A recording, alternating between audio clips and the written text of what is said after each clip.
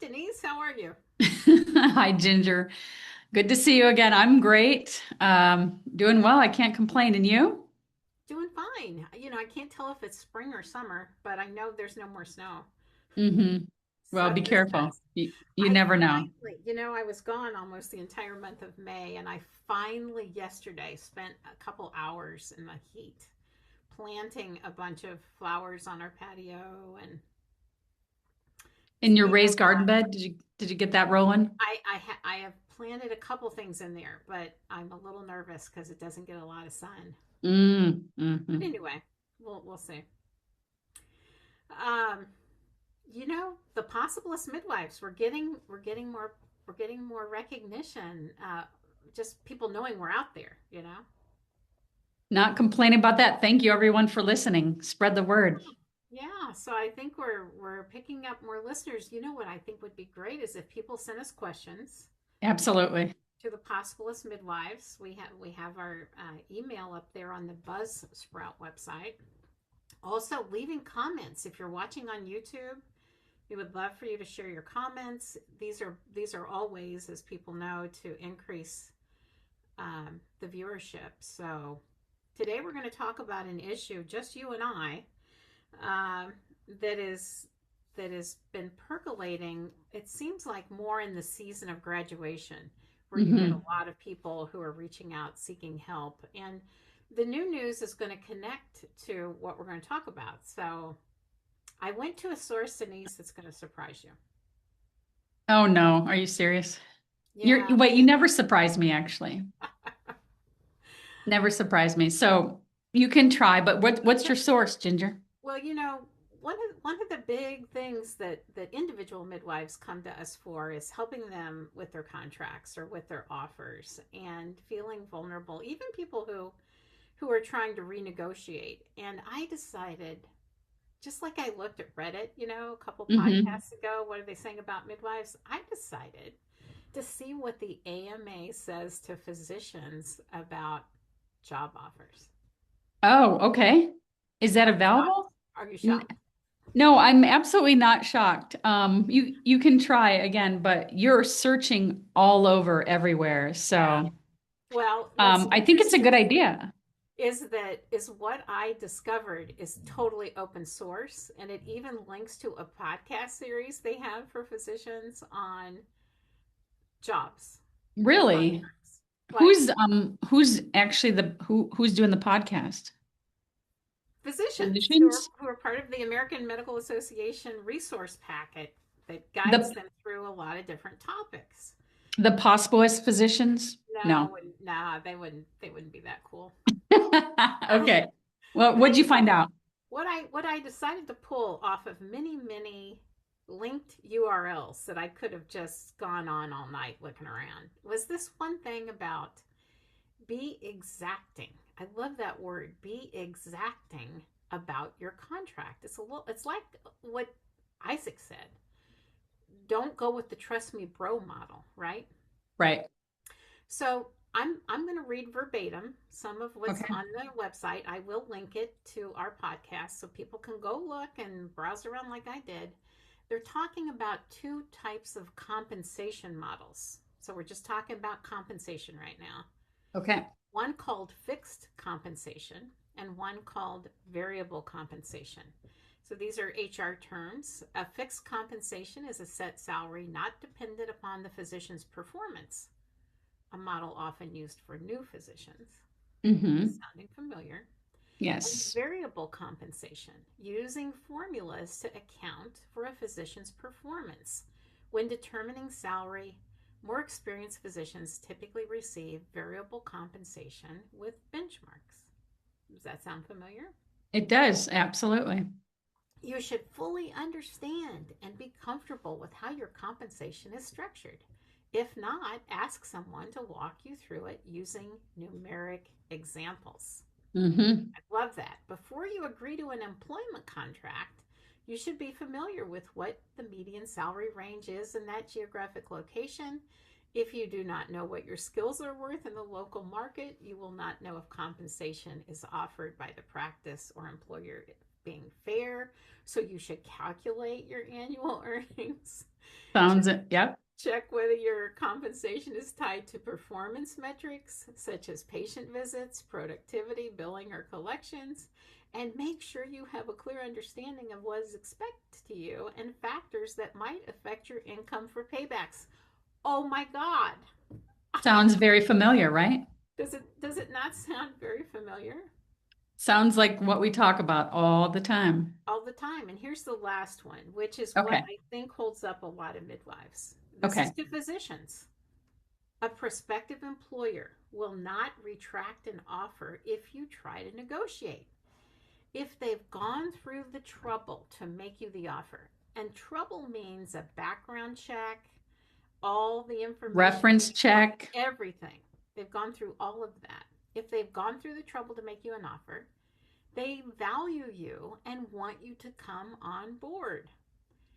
And the most important part of this paragraph, if an offer is rescinded because you raise some questions about the employment agreement, ask yourself this question: do you really want to work for that organization anyway? Love it. Absolutely. Absolutely. That we say that. Is there a red flag then?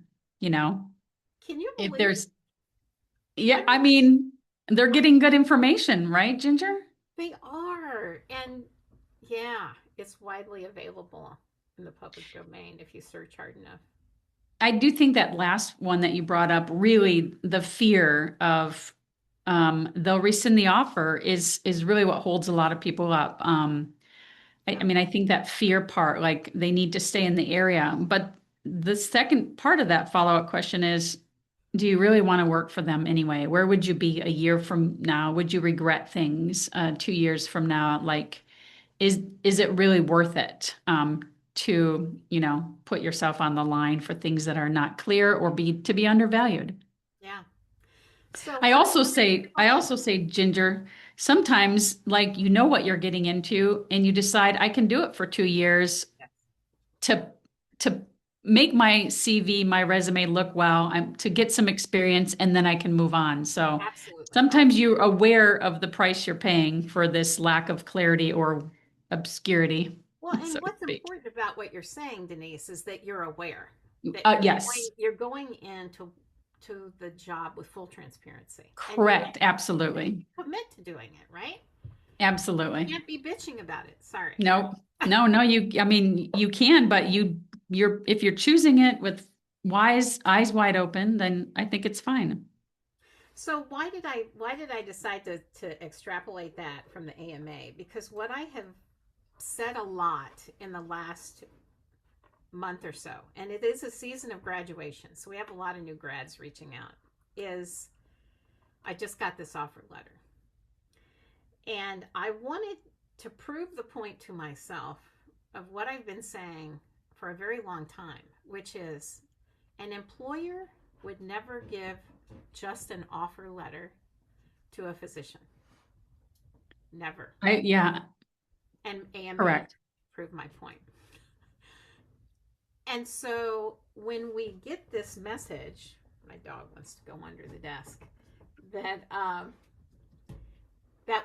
that I just got an offer letter, then what we will say is, are you sure that it's the only That document you will sign? right, right. Is there something else that will follow? Is there a Yeah. contract that follows the offer letter? And if not, ask the question. And if not, then you know what you have before you to Mhm. think about. And what's happening lately, Denise, is they're just getting these 1.5 page offer letters. That's it. It's always interesting to wonder why institutions or places of employment offer just an offer letter. Um, Got any ideas as to why? I mean, I think there's a lot of things that can be altered and changed when it's not written. I also think it's a tactic, intentional tactic for a non-physician provider to be labeled as a lesser than and sort of Oh, yes, that feels like a it, given. they don't make you clock in and out, at least most of them don't, but they're controlling you by this very nebulous piece of paper that means nothing. Pretty much. Means nothing. You're at will anyway. Right, right. They also just don't really talk about what's not written in the offer letter, which is, I think, part of what, we'll want to talk about today is the Yeah. things that you have to do based on policies, procedures, and all the other things that you're not aware of when you're just given a little bit of an offer letter. So It's like, what the AMA document did go into was when you get your offer letter, be very careful not to sign it. We heard Isaac talk about this, in that in some states, which I didn't know until that podcast, Denise, in some states they can enforce the elements of the offer letter, knowing there is 40 pages that are going to come later. In some right. states they cannot. And in some situations, the way the offer letter is written may or may not commit you to Hmm. those conditions of employment. So the AMA's position was, if you know another document is coming, a contract is coming, don't sign the offer letter. Just Wait like for what we it. say. Wait Wait for for it. everything, because you're losing negotiation power. And this is probably a good time. There's also like not agreeing verbally, correct? To He did to talk the about that. to the job, just saying thank you very much, thank you for the offer, and holding out by saying I'm going to take it, I'm going to sign it, agreeing anything verbally because that could be held up. Yeah, especially if there's a witness, right? Well, sure, Uh, right. but I mean, it really has struck me the last few weeks to see the number of offer letters only that are coming Mhm. in, and I'm Right, right. wondering if it's a new tactic to sort of tamp down the ability for non-physician providers to feel comfortable negotiating. I see what you're saying. So taking away that leverage piece, What are you going to negotiate? right? Taking away the The leverage employee piece. manual? Yeah. You're not going to negotiate an employee manual. I mean, those are pretty standard for all employees, right? I think so. So that's interesting, Ginger. So there's nothing to negotiate. So in a way, you have less of a voice to even understand what you're leveraging for in a job because you're not going through the process of seeing what they offer, seeing how valuable you are to them. They've basically told you this is your value, and there's no more further discussion, essentially. Yeah, I yeah. mean, you could You can still negotiate negotiate. from You an can offer still, letter. yes, you can. There's just less things that come to mind when you don't have all the points that you're Yeah. negotiating. Sure, So there's a let's checklist. yeah, let's talk about what likely you can negotiate. The first Okay. one I would go for is salary. The one that's everybody thinks about is salary. Yeah. The Right. next one is, what's an FTE? Right. Like, what is your hourly worth for that salary? And I think that part, Ginger, I think we've mentioned it before, but that part is the one that I'm always, always amazed that people don't think about it in hourly terms. Exactly. And if you don't know what your FTE, the percentage that you're working equals in hourly terms, at a minimum, not even thinking about all the other hours you're going to invest in that organization for meetings, um, time documenting, reviewing patients' charts, lab reviews. I don't know, sometimes retreats, sometimes grand rounds, committees that you're expected to be on. All those hours that go unaccounted for that the institution should reimburse you for or compensate you for, we forget those, and that hourly rate can vary significantly. For sure. And then go into the subcategory of, what if Denise is out and somebody has to cover her clinic and her call? Oh my What God. happens? What happens That then? happens constantly, Ginger. That happens constantly for every reason that I've seen more within my own practice this year than I've ever seen before. You think Things that doctors do that? You think docs do that for free? they do not. I do No. not think they do. If they do, then they should probably call Grow Midwives and have a talk because maybe they shouldn't, No, you know. I don't think that's standard practice. I don't think that would Right. even be something they could try to fly by them to agree to. Mm-mm. Time is money. We just had a brilliant conversation with Diana Jollis about this topic, and yeah, it's a serious problem for sure. Right, right, right. So So yeah, another topic they could negotiate is not negotiate, but ask for is any document that is referenced that they will abide by or that they're benefited to have. They just sort of say it in a sentence. Are you going to sign right, the right. agreement if you don't know what that is? I mean, I think that's true. Like I work in a place where there is not a contract.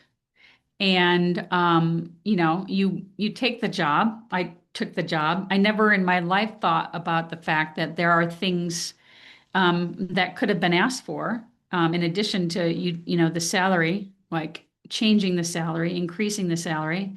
But if what how is things like continuing education? How is that paid out? I am trying so hard, like to figure out how to go to a certain conference, but there's not enough money to go and pay for the very expensive hotels associated with that conference, which, and the tuition registration and the airfare. Even if you take a percentage that you roll over into the next year, still not enough money to go to some of the conferences. So then you decide to just lose, your CME money. And because you just can't afford to go for the price that they charge now. And it really is, you just have to pick and choose. So CME is a very important one, not only the money that they will allow you to have but the number of days that you get off to attend those. Yeah.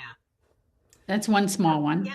you just mentioned some more. So like PTO, um, CME time, policies and procedures you're supposed to abide by, but you're never given the policy and procedure manual to read. Those things are often in very simplistic sentences. Very. Um, the term of the agreement. So if you sign that piece of paper today and you agree to a salary of 120,000, you've now signed it in perpetuity if there is no term on that. A lot of people don't realize that. Which Well, means no increase in salary. that's right. Unless you negotiate Guaranteed. more. Guaranteed. There Right. you go. Guaranteed. Right. You know, So they, all of those things are examples. We haven't exhausted them, but there is some good things, Denise, to not having a big conditional contract like oh, non-compete. absolutely. Non-compete. Denise, go open None. up a business across the street and bring in the money to yourself. I can walk out the door, and I could start a new business. You can And have a notice period of 30 days, you 180 know, days. what's interesting is when I first started my job, there was no notice period. So there was a time of major dissatisfaction, with our group, and we started losing midwives left and right because incidentally, we were asked to work more hours, but there was no discussion about what an FTE was. So they just kept adding in more clinics and more hours. And it's like, hey, hey. And we were not getting our sick and vacation. We had to just like work them and swap with people. So we were actually we were robbed of that benefit part.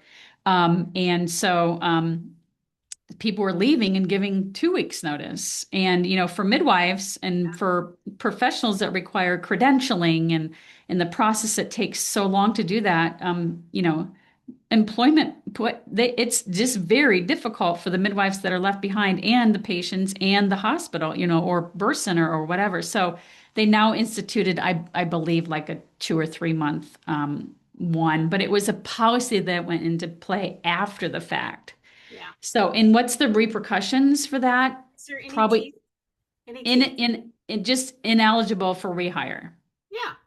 Right. That's the only repercussion. But if you left because at the end of the day you were done with that job, maybe that really holds no weight over your head. Yeah. Which is generous. I mean, we have seen some harsh contracts where for Oh, every day you don't give notice that you are required and agreed to give notice, you pay your salary, your daily salary in payback. the liquidated damages. It's Yeah. incredible. Yeah. Yeah. So there is that benefit, for sure. What Um, about malpractice insurance and tail? well, I really think you have to ask what is covered, because ignorance is not bliss in this situation. absolutely can work very much against you. So Yeah. if you don't know how you're covered, and if you don't know if it's an occurrence-based or claims-made policy with or without tail, you Yeah. can walk out and it can be quite financially devastating. Yeah. For sure. For sure. And those are never written on the offer letters, Oh Ginger. gosh, no. So, We which will, brings, it's the we will take care of you bro sentence. right, which brings me to the point for those who are currently working. If this, you're already in the job comfortably, it would behoove you, I think, to have a copy of your insurance policy, your face sheet to have with you if you would ever leave. So you actually are aware of what is happening, if you were to leave. So you should have your annual declaration page, so to speak, Yeah. a And copy of that in your files. with your name on it, the type of policy, the The limits, limits, everything's on it. right? The dates that it covers from, Yeah. this date to this date. So, what if for some reason you were dropped and they, you were never told? So, Yeah. oh, bringing up a lot of tidbits here, Ginger. This is We fun. are. We are. So, if you're faced with just an offer letter, there can be pros. We've just mentioned those. Typically there's not a non-compete, non-disparagements left out. All the Restrictive covenants. covenant clauses are typically left out. However, it doesn't mean they don't exist in a manual that's referenced within the body of the offer letter, which is why it's so important, regardless of what you're given to sign, that if there's some mysterious manual or policy somewhere that they reference, you just ask to see it. Due diligence, right? Yeah, I mean, you ask the questions that are important to know. Like, if there is no notice period, that means I don't have to give you notice to leave, but also I don't have to give you notice to say, hey, Denise, I want to talk about raising my salary. Correct. Versus a term contract, which will have time limited parameters on a lot of things like salary. Right, right. Hmm. So, how do we help people get savvy about this? We're not just talking about new grads, we're talking about people who have been out there in practice for a while and maybe they've never had a contract of any kind. This is an example that's happened in the past week. All of a sudden, they have an offer letter and they're told this is all you get. And the person's like, okay, is that all I need? Is this a new job, Ginger, Yeah, or a new a new job. job for an experienced midwife? Yeah. Okay. Am Okay. I protected? And I read the offer letter and I'm like, well, I don't know. There's a lot of questions here that they didn't answer in this offer. So let's say you get the offer letter and you feel like there's nothing to negotiate because you just don't, the context of it is too foreign. It's not a contract. Right, right. And yet, as Isaac said, it is an agreement. It's a formal agreement once you sign it. Mm-hmm. Uh, How do we help people move to a level of confidence and self worth to begin to ask these questions that are important, just like we started with the AMA, right? Ask the questions. You don't have to say they're bad people. right. It's I always call it, I don't know if I don't think I stole this from anybody, but I always say ask with a spirit of intellectual curiosity. Like, Yeah, do you have this available? Do you have anything else that I would need to know about, what is expected of me and what I should expect of you as an employer? Like, yeah, just really create a sense of transparency moving into this place of employment because you want to respect all that they expect of you, but if you don't know, you need to know and vice versa. Like, what do you expect from me? yeah. What can I I expect like about that. working holidays? Or, what can I expect about, as you mentioned before, sick time, vacation time? What can I expect about paying for benefits such as health insurance, vision, dental? Yeah, So I think really just asking the questions shouldn't be threatening to them. Just ask, cheerfully, excitedly, and, just with a sense of, I just need more information. Yeah. Oftentimes, a phrase that I will coach people is to ask, help me understand Hmm. what this Yeah. means. Or can you provide me an example of what a 1.0 FTE would look like? It's clear if they're not going to document that in clinical and call hours. You can at least put it down, date it as a piece of trailed evidence that you can use retrospectively if you're going to go forward at a later time and, have a conversation about something you want to change. I think asking enough of those questions for you to completely understand everything you need to know better is that's the same kind of negotiating as we say people should do for a 40-page contract. Correct. So, Ginger, you mentioned like ask the questions and, leave a paper trail. Would you recommend that be done via email then? Because how else will you have a Yeah, paper trail, so to yeah, speak? perfect. At the Okay. end of the call, or if it's on Zoom, maybe you record it, but at the end of the conversation, you send a letter back to whoever you're talking to. Hey, Denise, it was so great to Thank you. talk to you. These are the things that I mentioned that were important to me that we talked about. This is what I heard you say. I have a few more questions I want to follow up with before I sign. When can I talk to you again? Because you don't want to get in the trap of thinking that's the last conversation if you just learned something that you want to think about more. But that is your paper trail because Right. then you're going to get a response for them, and you just save it.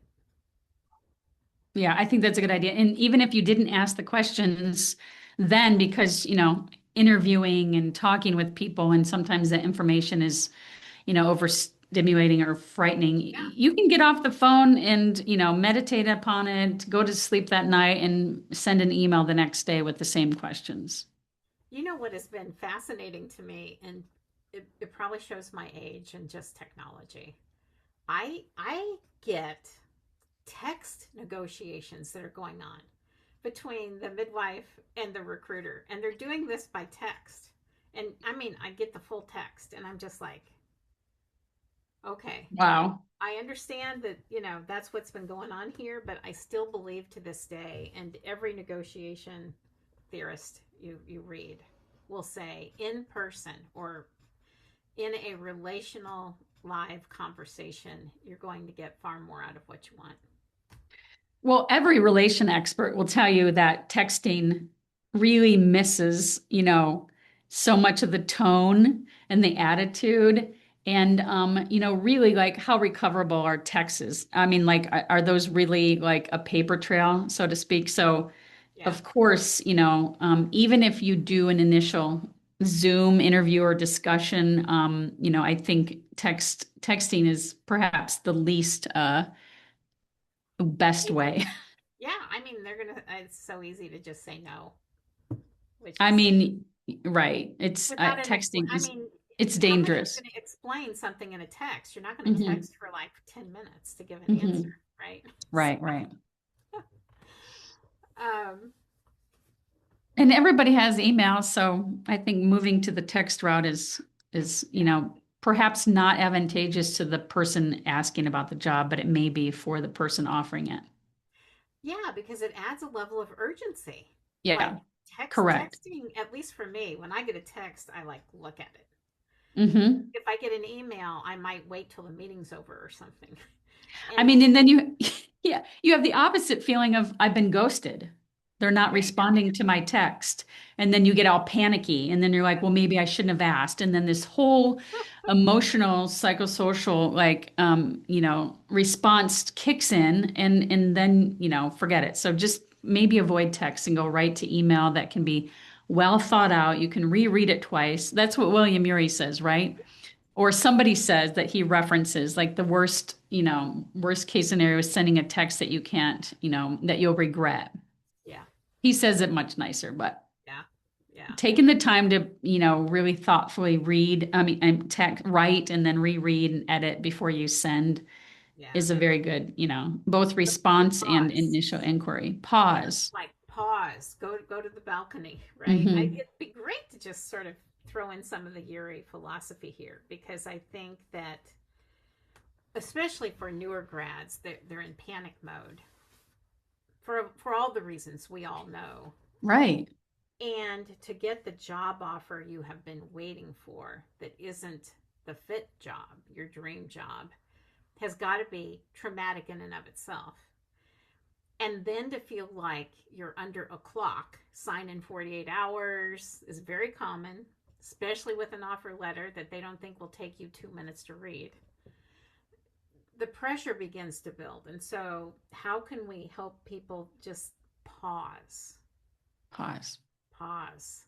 Yes. And Nothing what are wrong they with going that. to do when they go to the balcony, Denise? We're going to tell them to go to the balcony and do what? Or go for a walk. Right. I mean, first of all, you want to think about what your perspective about all of it is, but what do you think that the job is offering you? What is their stance? Like trying to understand what they need and what they want is really important to really kind of pause so that you can, you know, reformat your questions that might address their needs as well, Yeah. which quite likely is going to be some of your needs as well. So. Yeah. I Yeah. mean, they are offering a job to someone who has the skills to provide care to the people that come to them, right? You are a conduit to their aim. And remember, they're a business. They're a business. They're a business. They want to make money off of you. Fair to say, it's not derogatory. So, when you're thinking about, let's just put ourselves in their shoes. Why might they offer a new grad $30,000 less a year than you, Denise? Why might they do Um, they're thinking, I think sometimes they're thinking, well, they will take some time to orient. They'll take that? some time to be, greater revenue generators. Right, So the value that they give to me as an organization, like I'm the organization, is going to be lower than somebody who's been here for 15 years. So they don't have that learning curve and they'll right, take a lot longer to do things. right. So, so I mean, I think that's a fair thing to think on their end, although I don't, I think, is it really worth $30,000 difference? I'm not sure. But I mean, I think the other part is like the need for mentoring that will come from the more experienced person. I think is important to recognize as well that there is a little bit of a difference, but not so that they agree to be undervalued though going forward.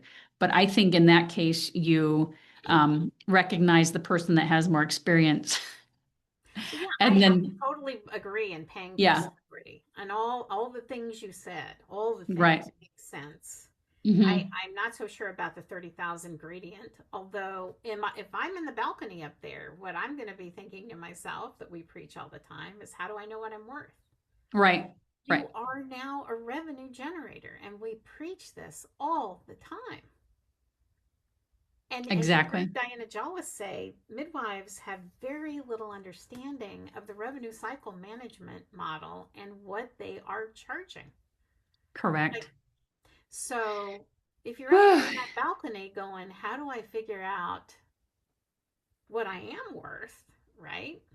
We talk about this to the programs that we lecture who are about to graduate midwife students. This is how you do it. This is how you figure it out. So even if you don't get that salary you want, you have a better idea of your revenue generating capacity. Gives you a little confidence. I mean, I think whether you're experienced midwife and it's your third job or somebody who's new, I do think there is a gap in knowledge about what you truly are generating as far as Yeah. revenue for most people. Like most people have no idea what is Yeah. billed, what is received for the work that they're doing. They just have absolutely no idea. They're going to work, they're doing their work as a great midwife, taking care of people. They go home and they don't understand, what is being generated on the efforts that they have put in. So I think Follow the it's money part. I think it would be worth every year or two, figuring out really what type of revenue you are generating as you're moving forward, because you might be quite astounded, as we know, Ginger. I think it's more than that. I think it's annual. That's how a lot of these variable compensation plans are paid out to physicians, lawyers, other people Annual is great. is a They do an percentage. annual performance, so why not do an Exactly. annual revenue generation awareness? Exactly. Okay, There are, Ginger, there's this other case scenario that sometimes we see where you have a midwife, a new midwife maybe, who's been working for this institution for a long time. Maybe they were a labor and delivery nurse at this institution. Maybe they also did their clinicals at this institution, and they really know that they want to work there, and the institution has the great they know them. It's like I say, every day you go for your clinicals or your job, that's a job interview. So and then they get the job offer when they're done and they're making the transition to this new role, and they're absolutely like astounded by the salary, the benefits, etc. And like almost the fear of what they really thought was the case scenario is very shifted. Again, I think reminding people like they know you. They don't have to like suss you out. They don't have to like necessarily get references. They know you so well. So understand that that is incredible leverage, oh and yeah. pause for what is not written in the cover letter that you thought was the best case scenario, and go back and talk to the midwives you worked with and Yeah. see, like, is this, you know, I've established a relationship with you. I've been working with you in many different ways now. Is this kind of what you're offered? And a lot of times you become the change agent for the entire practice when you go back, because they say to you, sometimes those midwives will go back and ask for this or go back and ask for that. Like, in a way, they may be more immobilized and you may become this new person joining the practice that can begin to, you Oh, know, so create some change. And I think that's fine. Own that oh position. my God, Denise, what a great example. I think that we've seen it happen. I think what you're saying is absolutely true. They're not in a place of negotiation for whatever the reason is, but Hmm. that the new incoming person is absolutely in that position. Yeah. Absolutely. So don't fear it. Pause. Again, go to the balcony, take some time, get more information from all Yeah, of the what's going stakeholders. on in the target market area? I mean, the whole Right. all the stuff AMA said. Have you done your homework enough to be able to know what questions to ask and probe for what's really important? Right. Um, it's Mm. it's very nerve wracking. Yeah, it's very It is emotionally. nerve-wracking. I mean, how many times in your life have you negotiated for a job? Are you asking me? Yeah, how many times have you negotiated a Oh, job? I actually have to say not that many. Yeah, I've been to many different jobs, but I didn't have the skill set that I have now. And I can tell you 1000% that I would do it differently. yeah. I would do it differently. I'm happy where I'm at, but I would why, if just having my eyes opened, I would do it differently.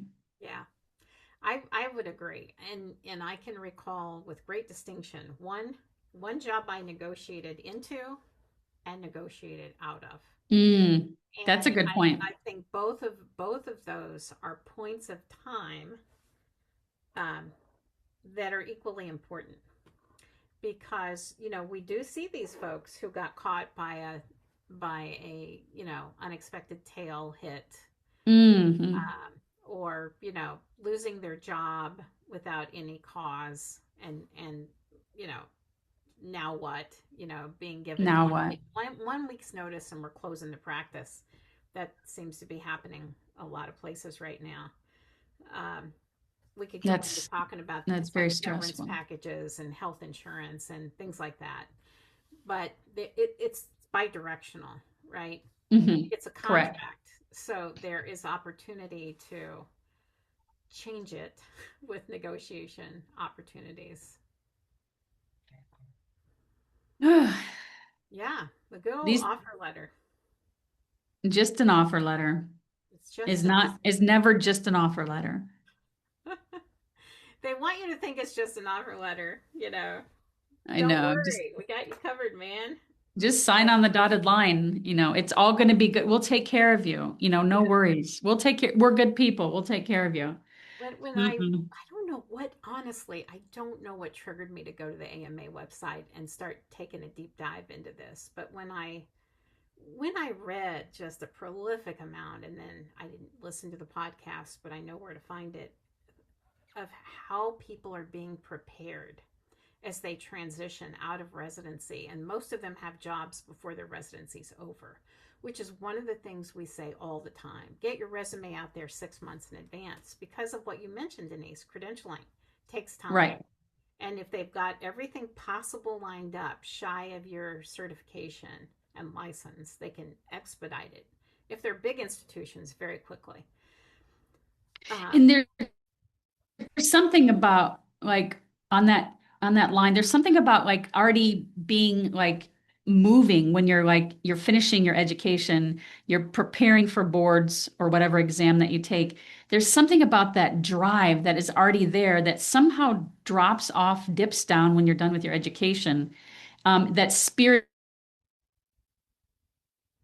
around you and just I think that dips, there's a little lull that happens, so waiting for when you're done is, I think, very devastating for a lot of people. To get the impetus to start over or to keep going, I think is really can yeah, fall, it's and a then those great point. months lead to months, and then where do you find yourself? Yeah, You don't have a job offer, you don't have you don't have a start date, and then it's 6 months, and then it's 9 months, and then it's a year. So I think that's a very good point, Ginger. I think that is incredibly important to remember. yeah. Not sure why we're having a little bit of internet trouble here, but we're gonna keep going. I think we're doing okay. Um, Okay. Trying to think if there's anything else around the idea of how to navigate an offer letter. I do think, it's important for people to really believe you can negotiate this 1 page, 1.5 page document. Yes. Maybe even say, what's interesting to me? I just have this question.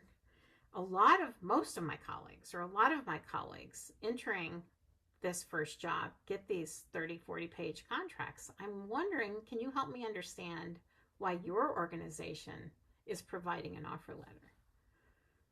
That's a good point. Just ask the Yeah, question. you want to be like everyone else. Right. Yeah, Yeah. yeah, Again, pros and cons of it. Maybe you don't want to ask the question, but maybe you want all the information that you would need, without that. yeah. I can't think of anything else other than when we provide services for folks, and if what they're receiving is an offer letter, people will ask for contract reviews, and we basically don't put them through the full legal review process because there isn't anything there that's really To necessary review. to review. Right. Uh, so, what we often suggest is that people just sign up for a coaching session, which you've done a lot of those, Denise. Both of us Right, have, right, to talk about how do you take this offer letter and what do you do with it. So, what are some things right. that you remember, saying to people? What do they need to get prepared to counter an offer letter? Well, I mean, I think first and foremost, and I mentioned it already, and we meant is first of all, like figure out what you have to leverage. Like you go into a job, you interview for the job, they know you a lot or they don't know you very much. So this is the opportunity for you to introspectively take a look and say, what actually am I bringing to the job, and why is this job a good job for me? Just making a list of those things that you can leverage, like the things that you bring to them experience wise, things that you've specialized, any languages that you might speak, any other type of, concordant factors that you share with the demographics of the population that you'll be taking care of. I think starting with that gives you some serious solid footing for then any of the asks that come after that. Yeah. And making a list of those Yep. things, and so that you stay on track and you don't forget, but things that you can further inquire about, things that you want to clarify, Yeah. verify, and then even in a offer letter, things that you might want to modify or Yeah. things that you might want to add to that offer letter that you want more clarity before you do sign it. Right. Just as a point of transparency, just to be extra sure. Yeah. And it is possible, if you're not going to get a robust contract, that they create an addendum, an appendix, an additional document that you sign together as clarifying agreements. It's Correct. possible to do that. I think Yeah. another point that we always talk about is really to practice the discussion Yes. with a colleague or a partner, kind of playing both sides of the table, so to speak, just to Yeah. be comfortable with the language of what you're going to ask or what you're going to clarify. Many a times when you're talking with anybody that's handing you an offer letter or sending you an offer letter, they don't always have a lot of idea of what you're going to ask for. They're not always sure. If you have a recruiter or an HR person, they do not know about the ins and outs and nuts and bolts of a midwifery job. Right. So they And I often assume it's 8 to 5. yeah, those same people are are the people you're talking to are typically not the physician recruiters. Right. They have a service line. The physician recruiters are left up to other people, right? So they're not necessarily prepared to think about the fact that you're going to negotiate with them. Right. Very That's a different good world. point. It's A very very different. good point. Yeah, very Yeah. different world for them. So you're teaching them at the same time you're asking and inquiring and appreciating whatever they're willing to share. Right. So having an awareness of that language and in practicing it, in a very quick study is a good Yeah. idea before you go into it. Well, do you want to wrap it up, Denise? Ah, I never want to wrap it up, Ginger, because I think we could talk on and on. But let's wrap it up, All Ginger. right. Who should start with the call here? Call to action. I'll start with it. I always, if you ask me, I always say you have to, but let's just say, I think, simply, I think it's this. In regards to the content we talked about, I think, I think it's good to do a reevaluation of what you have to leverage every couple of years. Make a list because every couple of years you become a different person. You transform into something more valuable, more aware, more skills. And I think understanding what those things are is a good starting point. So make that list. And then if I had to add to it, I would say then find out how much financially you're important to the organization, because that changes with each year too. So your Absolutely. homework is a lot of information about who you are, what you have to offer, and how valuable you are. I like that. So I'm just gonna say I'm gonna enhance one of those things Okay. that you said, which is write down your leverage, right? I'm gonna say translate that to your resume development every year. Yes. Put it in your resume and describe it in such a way that there is value added to whatever it is. If it's management, if it's quality improvement, if you're the guru for data development, and reporting. And if you put it on your calendar that you're going to do this every year, you will keep your CV updated, which becomes the very first thing any new employer is going to look at before they even decide to interview you. Right. Is how does your resume look? And we've worked with some people that have been in the same job for a decade. All of a sudden, the job's gone, and they got to go find a new one, and they never updated their resume. And Despite it's terrifying. despite the fact CAQH requires that, you're usually not doing it for big employers. They're doing it for you, and they're not including things that maybe they're putting in your CME. I don't know what they're doing, but that's so important to just assess and to own. Yes. Um, so, I like okay, that. It's, yeah, to own it, own it. yeah. Okay. Well, another great podcast. We'll keep rolling out. I think we're going to be focusing on some of our speakers for the July 23rd conference, which we're very excited about and hope people sign up for. It's going to be a great one, It's going to be everyone. a great one. Yeah. Virtual, many of you asked for virtual. This year, we're offering it as a virtual way to reach a greater amount of people who can't travel or who don't have enough CME money to travel. You can, Very economic pricing. very, very important information, very economical. So Yeah. All right. Well, have a great day, Denise. Good to see you. thank you, Ginger. Good to see you. Bye bye. Bye now.